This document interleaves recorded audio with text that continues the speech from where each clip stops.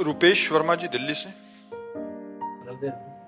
महाराज जी, भगवान के आश्रय या परमात्मा प्राप्ति के लिए कितना भजन या नाम जप हो कि हम जान जाएं कि इसी जीवन में हम उत्तीर्ण हो गए हैं या अगला जन्म नहीं? आज तक ऐसा नहीं, भगवान कोई खरीदे नहीं जा सकते कि इतना लाख जप करो, इतना करोड़ जप करो। हो सकता है तुम्हारे 5 बार पुकारने से आ जाए, हो सकता है तुम्हारे 1 बार पुकारने से आ जाए, हो सकता है तुम्हारे 1000 जन्म व्यतीत हो जाए। तुम्हारी दौड़ कितनी है, तुम्हारी पुकार में दम कितनी है, तुम्हारी आर्त भाव कितना है, भगवान से प्रीति कितनी है, ये बात इसमें खास है। एक आदमी हल जोत रहा था, तो स्टेशन 3 किलोमीटर था लगभग। तो एक आदमी ने पूछा, ए भाई, हम स्टेशन कितनी देर में पहुंच जाएंगे? तो चुप रहा। बोला, ए पूछ रहा हूं स्टेशन कितनी देर में पहुंच जाएंगे? चुप रहा। वो भागा, जो भागा सो बोले 30 मिनट में पहुंच जाओगे। तो उन्होंने कहा, पहले क्यों नहीं बोले? बोले, रफ्तार नहीं देखी थी तुम्हारी। रफ्तार देख ली ना, इस रफ्तार से जाओगे 30 मिनट में पहुंच जाओगे। अब तुम्हारी रफ्तार क्या है? कितना प्रेम है भगवान से, कितना त्याग है, कितना भजनानंद में तुम्हारी प्रीति है, कितना भोगानंद से वैराग्य है। वही तो भगवान की प्राप्ति के लिए थोड़ी कोई ऐसा कि इतना इतना इतना कर लो तो भगवान की प्राप्ति हो जाएगी। नहीं, वो सब किए हुए। भगवान की प्राप्ति के लिए प्रीति चाहिए, प्रेम चाहिए। जान लेव सो जानन हारा, राम ही केवल प्रेम प्यारा। प्रेम, अब प्रेम तो हमारा शरीर में है, प्रेम हमारा शरीर संबंधियों में है, प्रेम हमारा शरीर संबंधी भोगों में। तो भगवान को कैसे प्राप्त करें? तो अब हम साधना करते हैं। साधना के द्वारा सब जगह से प्रेम हटाकर जब भगवान के चरणों में प्रेम करते हैं और फिर प्रेम से जब पुकारते हैं, तो ते समाज गिरजा में रहू, अवसर पाए बचन एक कहू, हरि व्यापक सर्वत्र समाना, और प्रेम ते प्रगट हो ही मैं जाना। संख्या तो नहीं बोली ना, प्रेम प्रेम। अब वो प्रेम कितने में आप प्रकट कर पाते हैं? कितने दिनों में, कितने जन्म में, कितने वर्ष में, कितने मिनट में, कितने सेकंड में, ये आपकी योग्यता है। प्रेम प्रकट कर लो। भगवान प्रेम से मिलते हैं, ना कि संख्या से, ना किसी एक नियमावली से कि ऐसा कर लो तो भगवान मिल जाएंगे। ऐसी जरूरी नहीं। हो सकता है आपको 1 मिनट में ऐसा भाव आवे, दैन्य भाव, पुकारो, भगवान मिल जाए। एक बार नारद जी एक जंगल से जा रहे थे, तो 2 पेड़ के नीचे महात्मा भजन कर रहे थे, एक पीपल के वृक्ष के नीचे और एक बट वृक्ष के नीचे। दोनों ने क्रमशः प्रणाम किया। पीपल वाले ने कहा कि महाराज, भगवान से पूछना, मैं भजन कर रहा हूं, कितने जन्म में मिलोगे, कब मिलोगे? बरगद वाले ने भी यही प्रश्न किया। नारद जी भगवान के पास भी जाते रहते हैं, तो भगवान से पूछा। लौट के जब आए, उधर से निकले, तो पहले बट वृक्ष वाला मिला, प्रणाम किया। महाराज, भगवान से बात की? बोले, हाँ। भगवान ने कहा, तुमको इसी जन्म में मिल जाएंगे। बड़ा आनंदित हुआ कि भगवान इसी जन्म में मिल जाएंगे। भजन में लग गया। पीपल वृक्ष वाले के पास गए, बोले, भगवान ने कहा, पीपल के वृक्ष के जितने पत्ते हैं, इतने जन्म लेने के बाद तुम्हें भगवत प्राप्ति होगी। वो नाच पड़ा, भगवान मुझे जानते ना कि मैं भजन कर रहा हूं, और नाचते हुए रोने लगा, और रोते हुए आर्त भाव। उसी समय भगवान प्रकट हो गए, उसी समय भगवान प्रकट। नारद जी ने कहा, महाराज, हमें झूठा कर दिया, आपने हमसे कहा था कि जितने पीपल। तो बोले, इसकी तन्मयता जैसा भजन कर रहा था, इतने जन्म लगते इसकी इतनी तन्मयता में, लेकिन इसने वो तन्मयता अभी धारण कर ली, इसलिए अभी मैं मिल गया। तो भगवान की प्राप्ति का कोई इतना नियम नहीं कि इतना कर लो तो मिल जाएंगे। आर्त भाव से पुकारो तो 1 बार में मिल सकते हैं। और अगर माया प्रपंच में फैली हुई वृत्ति है तो जन्म के जन्म लग जाते हैं। जन्म जन्म मुनि जतन कराही, और अंतराम कही आवत नहीं। गुरुमुखी छुटवानी जी, बालाघाट। राधे राधे महाराज जी, आपके चरणों में कोटि कोटि प्रणाम। महाराज जी, शाश्वत आनंद क्या है और उसका अनुभव कैसे होता है? रसगुल्ला खाया? कभी खाया? कैसा होता है? मीठा। कैसा मीठा होता है? कैसा मीठा होता है, हम आपसे पूछ रहे हैं। वो मैं बता नहीं सकती। बस वो हम बता नहीं सकते, ये तुमसे। रसगुल्ला एक प्राकृतिक वस्तु है ना, वो चिदानंद तो नहीं है ना। आप एक रसगुल्ले के स्वाद को नहीं बता सकते। जैसे बोला मीठा है, अब इनसे पूछे कैसा मीठा है, तो अगला उत्तर है कि बहुत मीठा है। तो कैसा बहुत मीठा है? तो अगला उत्तर है, खा के देख लीजिए। तो शाश्वत आनंद क्या है? अनिर्वचनीयम। उसको वाणी के द्वारा नहीं कहा जा सकता है। अनुभव गम्य भजे जय संता, जो अनुभव में आने वाला है। जब प्राकृतिक एक रसगुल्ला का स्वाद आप नहीं वर्णन कर सकते, तो अप्राकृत चिदानंद शाश्वत सुख का वर्णन कैसे हो सकता है?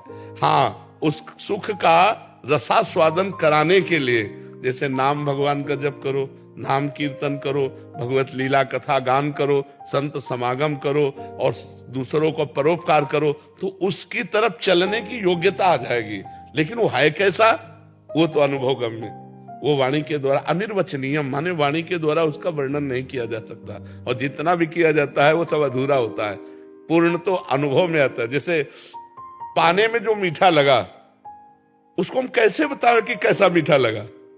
वो तो आप अपनी जबान पे रखो, तब आपको पता चलेगा। ऐसे ही परमात्मा आनंद जो है, शाश्वत आनंद जो है, वो वर्णन नहीं किया जा सकता, वो अनिर्वचनीय है। हेमा जी, राधे राधे। राधे राधे महाराज जी। महाराज जी, क्या भक्ति की राह पे चलने के लिए सबसे पहले मन को जीतना जरूरी है, या फिर मन को जीतने का मार्ग ही भक्ति है? मन को लगाना जरूरी है, जीतने में अलग बात हो जाती है। मन को जीता फिर भक्ति कभी नहीं हो पाएगा। मन को लगाया तब जीता। मन को पहले प्रभु में लगाना सीखो। बार बार नाम जप करते हुए मन को संसार में जहां जाए वहां से हटा के नाम में लगाओ, भगवान की लीला कथा में लगाओ, भगवान के रूप में लगाओ, भगवान की सेवा में लगाओ, घर परिवार की सेवा में भगवत भाव से लगाओ। मन का प्रभु में लग जाना ही भक्ति है। और मन प्रभु में लग गया तो जीता जिताया है। और अलग से आप सोचो मन जीत कर प्रभु में लगाए तो नहीं लगा सकते। हिमालय को उठाना संभव है, लेकिन मन को जीतना नहीं। आप देख लो, सब मन वाले हो, जो चाहता हो करा लेता है कि नहीं करा लेता? सब देख लो, चाहे जितने बहादुर हो, आज से कसम खा के जाओ, अगर करवा न ले तो हमसे बता देना। वो इतना बलवान है, तुम्हारी असम कसम सब तोड़ देगा, भगवान के मंदिर में गलत करवा देगा। जाओ देख लो, इसका खेल कोई छोटा मोटा है? ये पूरे विश्व को नचा रहा है, मन को नचा रहा है। हाँ, मन रुकेगा तभी जब इंद्रियाणाम मनश्चास्मि, भगवान कहते इंद्रियों मन मैं हूं, भगवान में मन मना भव मद भक्तो माद्यादि माम नमस्कुरु। जब भगवान में मन को लगाने लगो तो ये गंदी बातों से हटने लगेगा और ये तुम्हारे बस में हो जाएगा। ऐसे वश में करना चाहो तो आज तक कोई पैदा नहीं हुआ कि मन को अपने रोक ले। आज तक कोई नहीं। सब बहादुरी की बातें चाहे जितनी मानो, मन के सब गुलाम हो, चाहे अंदर से देख लो, चाहे देख लो कोई भी हो, हम तुम सब मन अपनी गुलामी से मुक्त तभी करता है जब भगवान की भक्ति करोगे। भगवान की पहले भक्ति, तब मन विजयी। मन विजयी फिर भगवान की भक्ति से असंभव। पहले भगवान के चरणों का आश्रय लो और नाम जप करो, फिर धीरे धीरे तुम्हारा मन संसार से हटने लगेगा, तुम्हारे अधीन होने लगेगा भजन के बल से। और भजन बल नहीं तो मन को अधीन नहीं किया जा सकता। इसलिए मन को प्रभु में लगाने की सोचो, जीतने की नहीं। तो मन अपने आप आपके अधीन हो जाएगा। जितना आप नाम जप करेंगे, जितना भगवान की कथा सुनेंगे, जितना भगवान की सेवा करेंगे, जितना भगवत भाव से परोपकार करेंगे, उतने मन निर्मल होकर आपके अधीन हो जाएगा। गार्गी जी, राधे राधे। राधे राधे महाराज जी। महाराज जी कह रहे हैं कि इनके घर में एक प्राचीन बेल वृक्ष था और ये उनको पूजा करते थे, बट फिर कुछ समय बाद दादी ने बोला कि शिव मंदिर नीचे एक होना चाहिए। फिर जब शिव मंदिर विराजमान किया तो कुछ समय बाद बेल वृक्ष मतलब शांत हो गए। तो उसके बाद किसी के घर के सदस्य ने उस सूखे वृक्ष का एक नारीश्वर स्वरूप बना दिया उसका, और उसको कहीं देने गए तो उन्होंने एक्सेप्ट करने से मना कर दिया। किसी मंदिर आदि में गए होंगे या कहीं गए होंगे, तो फिर से वो उनके घर में ही आ गया। तो महाराज जी कह रहे हैं कि उसको क्या ऐसा करें कि मतलब श्रद्धा भी बनी रहे और धार्मिक मर्यादा का उल्लंघन। तो वही मंदिर के पास विराजमान कर लो।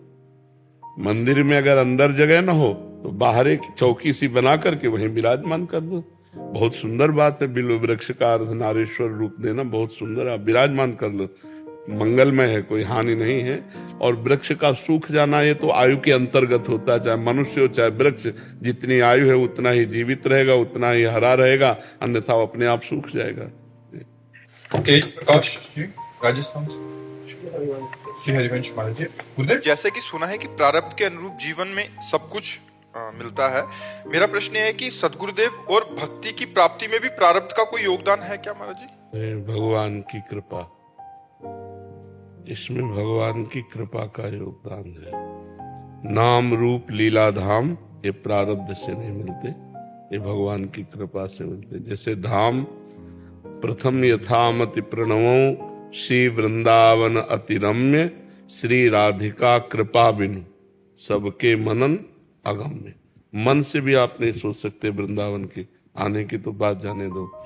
जिनको वृंदा विपिन है कृपा तिन्हि की होए, वृंदावन में तबहि तो रहन पाई है सोए। कृपा, श्री राधिका कृपा बिनु, कृपा, कृपा से धाम। हरिवंश कृपा हरिवंश कहें, हरिवंश कहें हरिवंश लहें। बोले हरिवंश की कृपा से ही हरिवंश कह सकते हो, राधा की कृपा से ही राधा कह सकते हो। तो जो नाम में उच्चारण करने की भावना बनी, जो नाम जपने की रुचि आई, जो नाम में प्रीति हुई, ये कृपा से।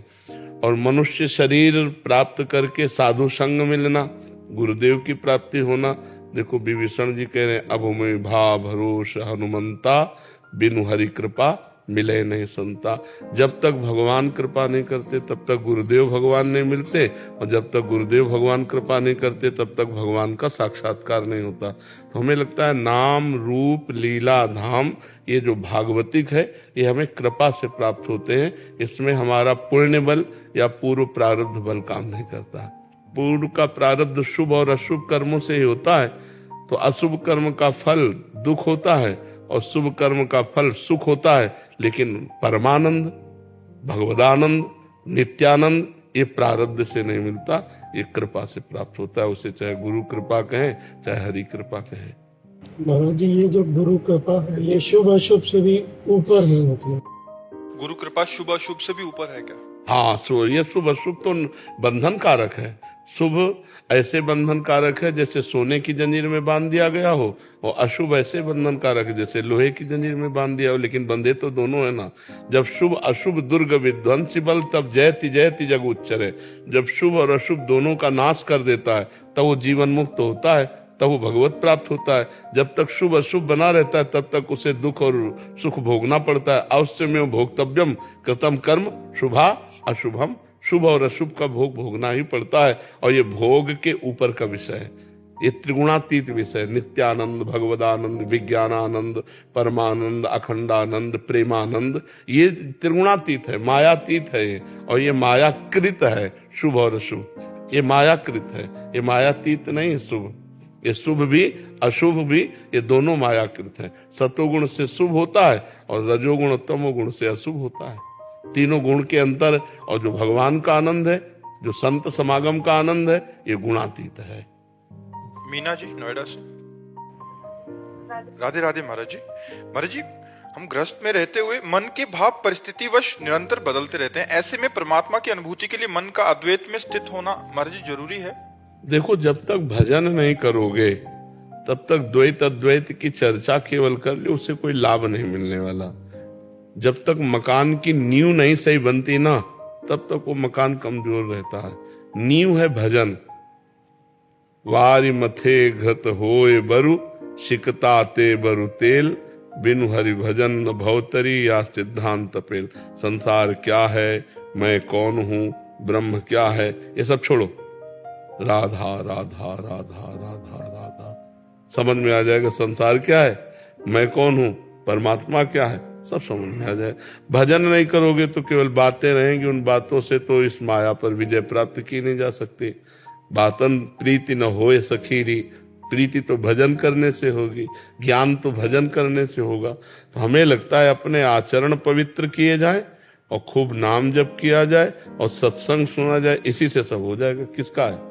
हाँ, खूब नाम जप किया जाए, सत्संग सुना जाए और अपने कोई कर्म ना बिगड़ने पावे, इसी से सब ज्ञान हो जाएगा। नहीं तो सब में भगवान विराजमान है, ये आखिरी बात समझना है।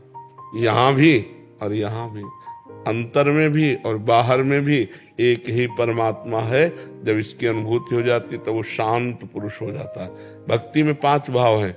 सबसे पहला भाव है शांत। शांत, प्रिय अप्रिय के मिलने पर हर्ष शोक न होना। प्रिय वस्तु व्यक्ति स्थान के मिलने पर हर्ष न होना, अप्रिय वस्तु व्यक्ति स्थान के मिलने पर शोक न होना। मान पर हर्ष नहीं, अपमान पर शोक नहीं। लाभ हानि, सुख दुख, निंदा स्तुति, इनमें शांत रहना, ये भक्ति का पहला भाव है, शांत भाव। बोलो कितना कठिन भाव है, पहले भाव कितना कठिन, शांत रहना। प्रिय अप्रिय की, मान अपमान की, सुख दुख की वृत्तियों में, इसीलिए हम कहते हैं भजन करो। भजन करने से स्थिति अपने आप, जैसे घड़ा भरता जाता है ना, तो वैसे दिखाई देने लगता है। ऐसे ही अपने हृदय में जब भजन बढ़ता चला जाएगा तो भागवती की स्थिति भगवान की कृपा से अपने आप आने लगेगी। नीतीश कुमार दुबे जी, बेंगलोर से। राधे राधे महाराज। राधे राधे महाराज जी। महाराज जी, एक बार आपने अपने प्रवचन में बताया था कि भक्त को अपनी सारी इच्छा समाप्त कर देनी चाहिए। भक्त को देखो, समाप्त करने से नहीं होगी। भक्त को सारी इच्छा समाप्त करने से कैसे समाप्त हो जाएगी? हम तो चाहते समाप्त हो जाए। जब हमको ऐसी वस्तु मिल जाए तब समाप्त हो जाएगी। जैसे 1 करोड़ रुपया मिल जाए, 1-2 रुपया की इच्छा खत्म हो जाएगी कि नहीं हो जाएगी? ऐसे ही या तो भगवान की प्राप्ति हो जाए और या भगवत प्राप्ति का लक्ष्य बना लिया जाए, तो हमको सांसारिक कामनाओं और बस साथ में भजन हो, भगवत प्राप्ति का लक्ष्य हो और साथ में भजन हो, तो फिर सांसारिक सुख। अच्छी बात ये समझ लो कि जिस समय हमारा भजन में मन लगेगा और भगवान हमें प्रिय लगने लगेंगे, उस समय संसार का ब्रह्मा तक के भोग, जो ब्रह्मलोक तक के, कुछ अच्छा नहीं लगेगा। ब्रह्मादिक के भोग सब विषम लागताई, नारायण ब्रज चंद की लगन लगी जाए। जिसे देखकर संसारी पुरुष ललचा जाए, भागवतिक पुरुष को घृणा होती है उन सुखों से। जय रमा विलास राम अनुरागी, तजत बमन जिम जन बड़भागी। वो जन भगवान के जो दास जन हैं, वो बड़भागी जन जो भजन में मस्त हैं, उनको ये सब भोगों से घृणा होती है। तो अपने आप कामनाओं का त्याग तभी होगा जब हमें आनंद मिलेगा। हृदय में आनंद तब मिलेगा जब भजन होगा। तो हमको आंख मूंद के पहले भजन डट के करना चाहिए। जैसे उन माता जी से कहा, डट के भजन करो, उठते बैठते चलते फिरते राधा राधा राधा राधा राधा राधा राधा। तो सब पापों का नाश होकर के निर्विकारता हृदय में जे भी आई, तो कामना अपने आप चले जाए। मलिन मन में कामना होती है और निर्मल मन में निष्कामता होती है। जब तक मन निर्मल नहीं होगा तब तक कामनाएं तो बनी ही रहेंगी। शरीर अभिमान में कामना है और स्वरूप बोध में निष्कामता है। स्वरूप में कोई कामना नहीं और शरीर कभी निष्काम हो नहीं सकता। शरीर भाव में अगर हम रहेंगे कि हम स्त्री हम पुरुष हैं, तो कामना बनी ही रहेगी। जब तक आत्मस्वरूप का ज्ञान नहीं होगा या जब तक भगवत भजन डट के नहीं होगा, तब तक इस कामना से पिंड छूटने वाला नहीं है। बातों से कह दे कि हम निष्काम, तो नहीं बनेगा। चलिए, आत्म स्वरूप और आत्म बल में क्या अंतर होगा? एक ही चीज है ना। जैसे आप और आपके बल में क्या अंतर है? आप और आपके बल में कोई अंतर है क्या? न बल के कारण ही नहीं, बल के कारण ही नहीं। वही आप ही हो ना, बल ना, तो बस वही है। महाराज जी, जिस भजन आपने कहा कि 24 घंटे भजन होना चाहिए, मैं हरे कृष्ण महामंत्र का जप करता था, शुरू से करता हूँ। तो जैसे कि आपने कहा 24 घंटे होना चाहिए, वो इतना बड़ा मंत्र है कि 24 घंटे हो नहीं पाता है। क्यों नहीं हो सकता? अगर हम करना चाहें तो कर सकते हैं। हम एक एक शब्द, जैसे हम भोजन के एक एक कवल का स्वाद लेते हैं ना, ऐसे ऐसे हम स्वाद लें। हरे राम हरे राम राम हरे हरे कृष्ण कृष्ण कृष्ण। पूरा मंत्र लिख गया हमारे सामने, तुम्हारे सामने भी लिखा। देखो, अब लिखो, हरे राम राम राम हरे हरे हरे कृष्ण। रोना ना आ जाए तो कह देना, आराम चल रहे हैं, हरे राम। हमको मन को प्रभु में लगाना है। जैसे आप उसको बहुत बड़ा मान रहे हो, तो आप छोटा ले लो। भगवान का कोई नाम जो प्रिय लगे और जिसमें हम बार बार उसी का चिंतन कर सके, पावर आ जाएगा, अंदर पावर आ जाएगा। तो महाराज जी, जैसे आप राधा रानी के बारे में बताते हैं, राधा सबके इष्ट तो है ही कृष्ण के, तो अब मैं ऐसे से हे कृष्ण शुरू से करता, जब भी कंप्यूटर और लैपटॉप पर मैं खोलता हूँ तो हे कृष्ण मेरे मन में चलते रहता है। वही श्री कृष्ण है, वही राधा है, वही शिव है, वही पार्वती है। जहां मन लगे, देखो हमारी आराध्य देव राधा है, इसलिए हम तो राधा ही राधा बोलेंगे। जहां मन लगे वही नाम ले लो, वही पावर है, वही कल्याणमय है, उतनी ही सामर्थ्य हर नाम में विराजमान है, क्योंकि वो उसी परम तत्व का नाम है ना। तो जो नाम प्रिय लगे, दुर्गा, श्यामा, जो भी नाम प्रिय लगे, महाराज जी हे कृष्ण या राधे कृष्ण ऐसे कर सकते हैं? जो प्रिय लगे बस एक पकड़ लो, बार बार बदलो मत। पर राधे कृष्ण दो पकड़ लो चुपचाप पकड़ लो, किसी से कहने की जरूरत नहीं। हाँ बिल्कुल पकड़ लो, ऐसे जपो। अंजू पंवार जी, देहरादून। हाँ, वल्लभ श्री हंस। महाराज जी आपके चरणों में कोटि कोटि प्रणाम। महाराज जी क्या प्रारब्ध में इतनी शक्ति है कि वो भजन को मात दे दे? हाँ, अगर साधारण भजन है तो मात क्या दे देगा, बंद करवा देगा, भ्रष्ट कर देगा। प्रारब्ध में इतनी सामर्थ्य है, जब इतना भजन तन्मयता पूर्वक किया जाए कि प्रारब्ध को रौंद दे। अब इतना भजन तो कोई बिरला ही कर सकता है, नहीं तो प्रायः बैलेंस बना के भजन होता है।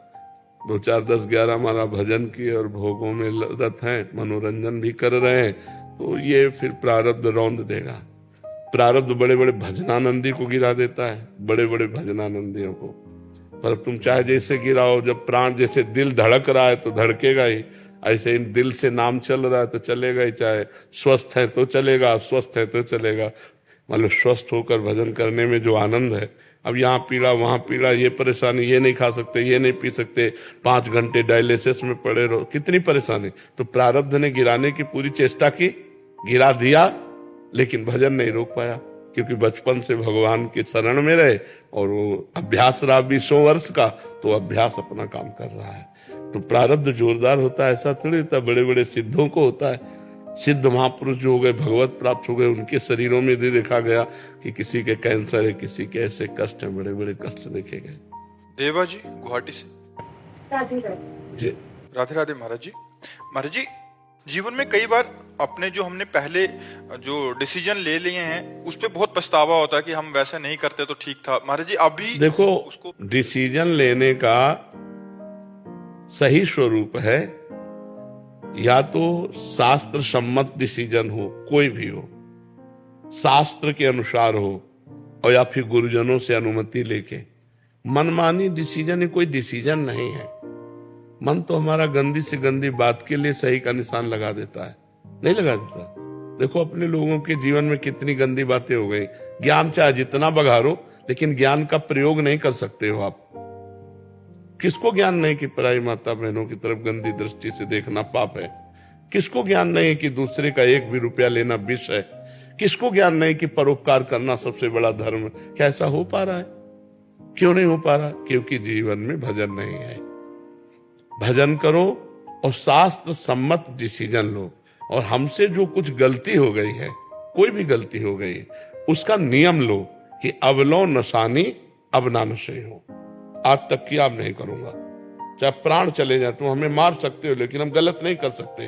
अरे मन तू जितना चाहे जला ले, अगर तुम मन की जलन को सहना सीख जाओ तो तुम महापुरुष बन जाओ। यम ही न व्यथयन्ते पुरुषम पुरुषर्षम सम दुखा सुखाधीरम सो अमृतत्वाय कल्पते। जो सुख दुख में समान भाव रख करके मन की व्यथा, मन जलाता है, जैसे मन जो हठी स्वभाव का है, अब वो जो पकड़ेगा नहीं करेंगे तो जलाएगा में, तो हमको लगता है यार इस जलन से अच्छा कर लो, बस यही हम मन की गुलामी हो जाती है। अगर मन के द्वारा प्रेरित की हुई गलत बात को हम ना कहते हैं और वो हमें जलाता है और उस जलन को हम सह जाते, तो हम अध्यात्म में आगे बढ़ जाएंगे। तो हमारे द्वारा जो पीछे गलतियां हो गई उनको हम भगवान से प्रार्थना करें कि वो क्षमा कर दें, आगे हमसे गलती ना हो। इसके लिए हमें भजन करना चाहिए, शास्त्र स्वाध्याय करना चाहिए, सत्संग करना चाहिए, जिससे हमारी बुद्धि में विचार आवे।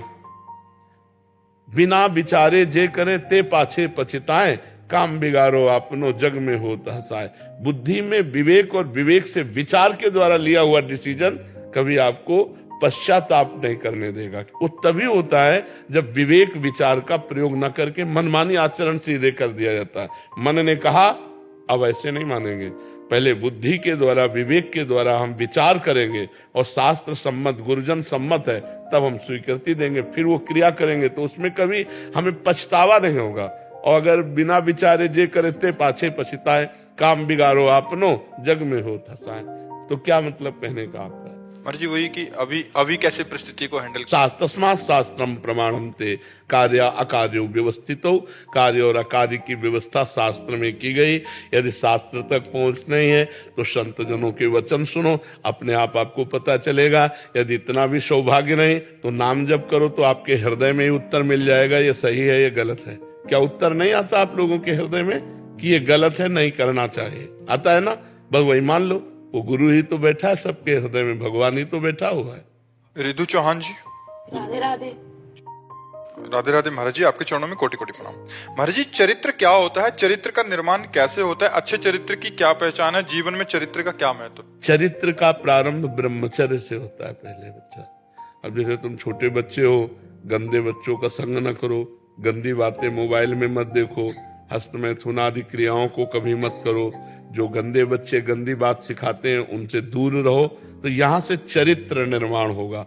फिर आगे बढ़ करके जब आप सयाने होगे तो किसी से घूस न ले, किसी की बेईमानी न करे, किसी की बहन बेटी की तरफ न देखे। जो हमारा कुल आश्रम वर्ण धर्म व्यवस्था है उसके अनुसार हम चले तो हम चरित्रवान कहे जाएंगे। यहीं से चरित्र की नींव बनती है। यदि गंदे आचरण सीख जाए तो चरित्रहीन हो जाएगा, और यदि अच्छे आचरण सीख जाए तो चरित्रवान हो जाएगा। ठीक है? हाँ, व्यायाम करो। मोबाइल रखते हो पास? हाँ, कोशिश करना अगर रखना हो तो छोटा वाला मोबाइल रखें। मान लो बच्चे स्कूल जाना है, कहीं कोई सूचना देना है, वो टच वाला मोबाइल न रखे। छोटे बच्चों को टच वाला मोबाइल बहुत ज्यादा नष्ट कर रहा है। गेम खेलना और गंदी बातों की जानकारियां उनके अंदर और गंदे आचरणों को करने का उत्साह इससे बहुत बढ़ रहा है। ये मोबाइल लाभदायक भी है और हानिकारक भी है। कोई विवेकवान इससे लाभ उठा पाता नहीं, प्राय हानि ही उठाते हैं इससे। जी। हरजीत सिंह जी। राधे राधे राधे महाराज जी। महाराज जी जीवन में असाध्य रोग और बार बार असफलता प्रभु की कृपा है या ये हमारे पूर्व के पापों का परिणाम है? महाराज जी वैसे होता तो पाप से ही है, पर हम उसे कृपा मानते हैं।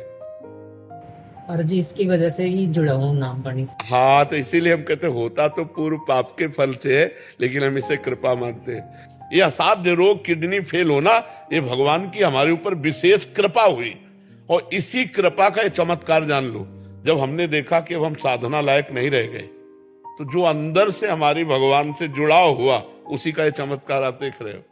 जो अंदर से हुआ कि त्राहिमाम शरणागत प्रतिपाल भगवान। अब मैं किस बचपन से ब्राह्मण के घर जन्म हुआ और बचपन से बैरागी रहे, और प्रभु अभी वो बात नहीं बनी जो बनना चाहिए था। वो तो हम ही जानते हैं ना, ये 20 वर्ष पहले की बात।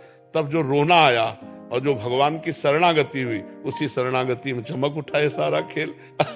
तो हमें तो लगता है भगवान का कृपा प्रसाद है, यदि रोग अवस्था में भगवान से जुड़ जाया जाए तो। नहीं तो सब रोगी है, सब अस्पताल भरे पड़े। लोग भगवान को भी कटुवचन कहते हैं रोग होने पर और असफलता प्राप्त होने पर। भक्त कृपा देखता है, भक्ति इसमें भगवान की विशेष कृपा देखता, भगवान की बड़ी कृपा है। भगवान जो करते हैं वो सब बड़ा मंगल में करते हैं। तो हमें लगता है असाध्य कृपा या रोग या प्रतिकूलता या अपमान या तिरस्कार या निंदा, भक्ति से भगवान की कृपा देखता है। अगर नरसिंह मेहता की भाभी खिलाफ ना होती तो उनकी भक्ति रंग ना लाती। अगर मीरा जी के देवर खिलाफ ना होते तो मीरा जी की भक्ति को कोई जान ना पाता। अगर हिरण्यकश्यप खिलाफ ना होते तो प्रहलाद जी को कोई जान ना पाता। हमें लगता है ये सब प्रतिकूलताएं भगवान की कृपा का अनुभव कराने के लिए होती है। मोती सिंह जी राजस्थान से। राधे राधे। राधे राधे महाराज जी। महाराज जी प्रभु कृपा से भक्तिमती माँ मीरा के वंश में जन्म लेने का सौभाग्य प्राप्त हुआ। मीरा भाईसा ने तो जीवन की भीषण परिस्थितियों में भी गिरधर गोपाल को एक क्षण के लिए भी नहीं छोड़ा।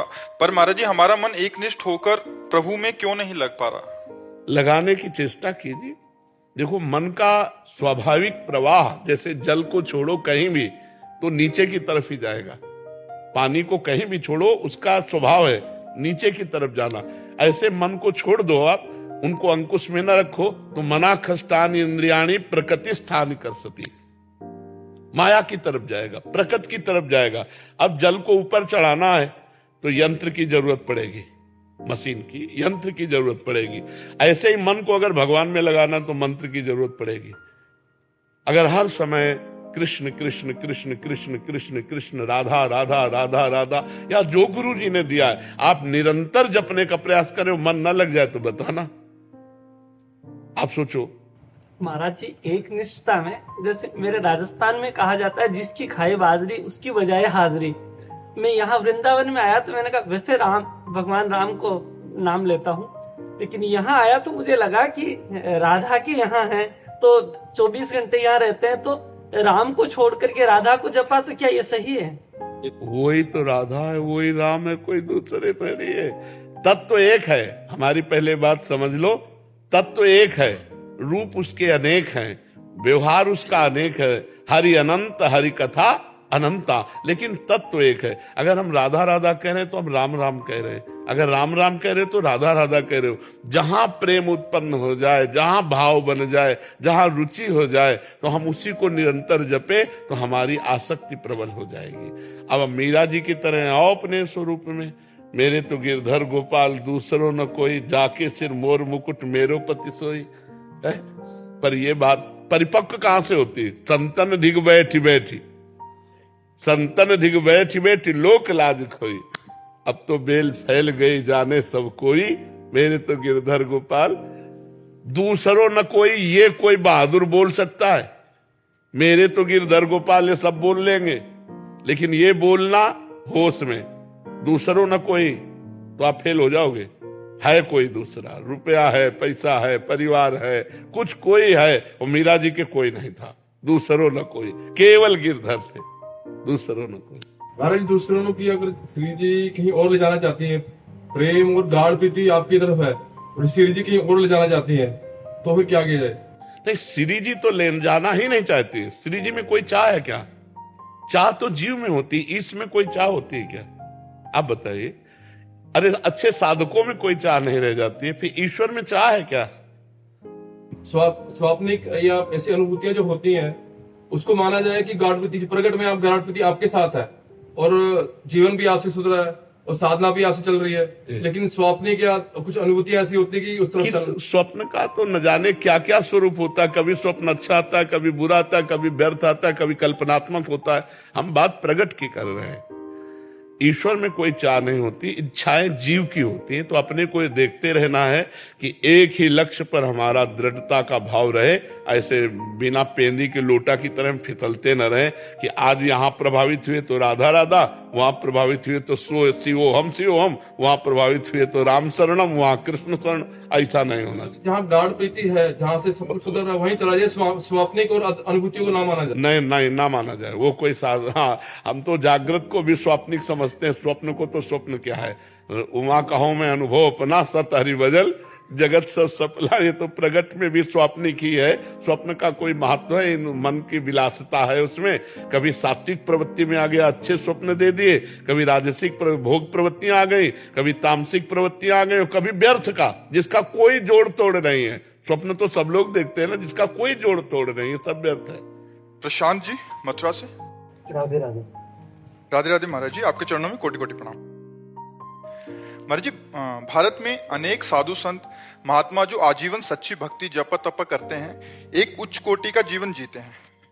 उनको शायद शरीर त्यागने पर दोबारा जन्म ना लेना पड़े, पर संसारिक और सामान्य दृष्टि से उनका जीवन बहुत कठोर और कष्टपूर्ण होता है। पहली बात यह होती है कि सती को पातिव्रत धर्म में कष्ट महसूस नहीं होता, उसे प्यार महसूस होता है। व्यभिचारिणी को एक पति के अधीन रहने में कष्ट का अनुभव होता है। समझ पा रहे ना हम?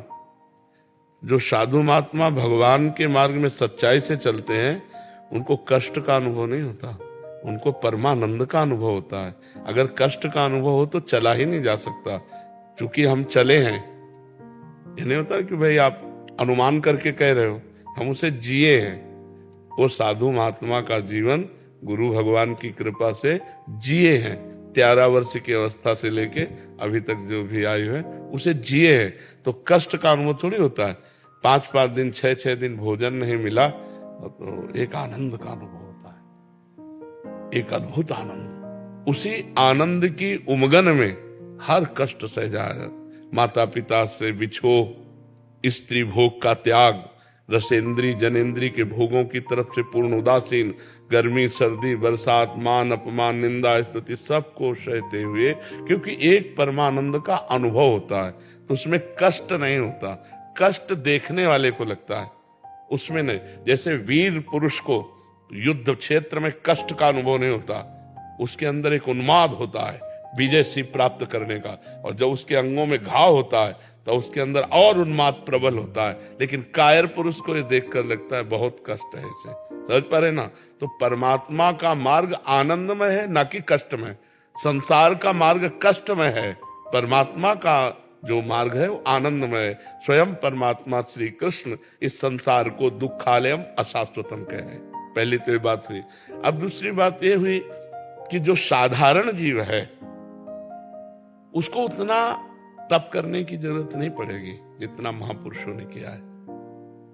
इंजन बनाने में ज्यादा परिश्रम पड़ता है और डिब्बा बनाने में उतना परिश्रम नहीं पड़ता, पर इंजन 1 2 3 4, लेकिन डिब्बा 100 150। इंजन से कनेक्शन की जरूरत डिब्बे की है। अगर ठीक कनेक्शन है तो इंजन में 1 2 3 4, लेकिन डिब्बे में 100 150 लोग वहीं पहुंचेंगे जहां इंजन पहुंचेगा। तो हम लोग जो संतों का आश्रय लेते हैं, अनुसरण करते हैं, उनकी आज्ञा पे चलते हैं और खाते पीछे मौज मस्ती से हम वहीं पहुंच जाते हैं जहां संत कष्ट करके पहुंचते हैं। क्या सभी को प्रेम प्राप्ति और आनंद की प्राप्ति होती है अंत समय में? नहीं। लक्ष्य क्या था? कल्याण, आनंद और प्रेम, 3 स्टेशन हैं। आनंद की प्राप्ति भगवान में अपनापन होने से होती है। कल्याण की प्राप्ति तो घोर पापी अजामिल को भी हो गई। अपने पुत्र के मिश से उसने नारायण बुलाया अंतिम समय, तो उसको परम पद की प्राप्ति, कल्याण मिल गई। लेकिन प्रेम ही अत्यंत दुर्लभ वस्तु है। प्रेम तो उन्हीं को। इच्छा कछु नाही, हर्ष शोक भय नहीं मन माही, अस सज्जन मम उर्बस कैसे, लोभी हृदय बसहि धन जैसे। स्वयं भगवान श्री राम जी कह रहे, माता से, पिता से, भाई बंधु पत्नी धन संपत्ति घर परिवार सबकी ममता बटोर कर जिसने मेरे चरणों में लगा दिया, जो संत समागम ज्ञान के प्रधान भाव में आकर सब जगह एक ही परमात्मा का दर्शन करते हैं, समदर्शी, कोई इच्छा नहीं रह गई, जो कामना रहित हैं, विनिवृत्त कामा, और जो सुख दुख में समान भाव हर्ष शोक से रहित महापुरुष हैं, वही भगवान को प्यारे हैं, वही भगवान को प्यार कर सकते हैं। भगवान को प्यार करना सबसे कठिन बात है। यद्यपि हम अनजाने में प्यार उन्हीं से करते हैं। मानो हम आपसे प्यार करें तो आप में श्री भगवान इसलिए प्यार कर रहे हैं, अभी भगवान चले जाए तो इस शरीर को जला दिया जाएगा, इस शरीर को गाड़ दिया जाएगा, इस शरीर का कोई महत्व नहीं माना जाएगा। अनजाने में हम प्यार भगवान से ही करते हैं, पर जानकर जब तक भगवान से प्यार नहीं करेंगे तब तक प्रेम की प्राप्ति नहीं होगी। और भगवान से प्यार करने के लिए सबसे प्यार समेटना पड़ेगा, और ये होना बड़ा कठिन होता है। ये होना सबसे कठिन है। खाते पीते परिवार से प्रेम करते भोगते हुए अगर भगवान मिल जाए तो ठीक है, नहीं तो ऐसे छोड़ना कहां। लाखों में कोई बिरला एक, कोई एक पाव भगत जिमि मोरी। शुद्ध भक्ति भगवान के लिए घर गृहस्थी में रह करके बहुत कठिन है, पर असंभव नहीं है। कठिन है पर संभव नहीं। यदि हम नाथ सकल संपदा तुम्हारी, और मैं सेवक समेत सुत नारी, सब कुछ भगवान का है, सब में भगवान है, नाम जप कर रहे, धर्म पूर्वक आचरण कर रहे, भगवत प्राप्ति हो जाएगी, भगवत प्रेम भी हो जाएगा। तो ऐसे चलने से हो जाएगा। अब ये जरूरी नहीं कि महात्मा बचपन से गंगा किनारे तप कर रहा है तो हमको भी तप करना पड़े। वो इंजन है, हम डिब्बे में बैठ जाते हैं, हम उसका कनेक्शन कर लेते हैं, वहीं पहुंच जाएंगे जहां इंजन पहुंचेगा। इसीलिए हम संतों को गुरु बना लेते हैं, हम संतों के चरणों का आश्रय ले लेते हैं, संतों का भरोसा कर लेते हैं कि ये इनकी कृपा से हमें भगवान की प्राप्ति हो जाए। होती है। शास्त्रों लोगों को आज तक जब किसी को भी अगर भगवत प्राप्ति हुई है तो संतों से हुई है। मति कीरति गति भूति भलाई, जब जे जतन जहां जे पाई, सो जानो सत्संग प्रभाव, लोकों वेद ना अनुपाऊ। लोक और वेद में और कोई उपाय नहीं है। संत महापुरुषों का समागम, उनका आश्रय, उनके वचनों का पालन, यही भगवत प्राप्ति करा देता है। समझ पाए आप जी?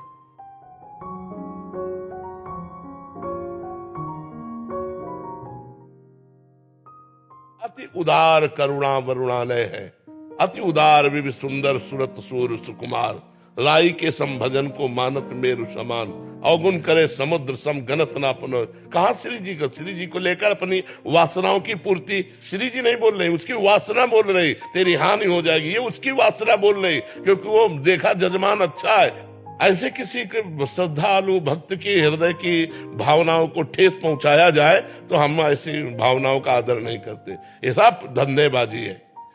हमारी श्रद्धा है कि हमारे पास 1 लाख रुपया है तो उसमें कह सकते हैं कि देखो 1 लाख में इतना बन पाए, वो उसमें चलेगा।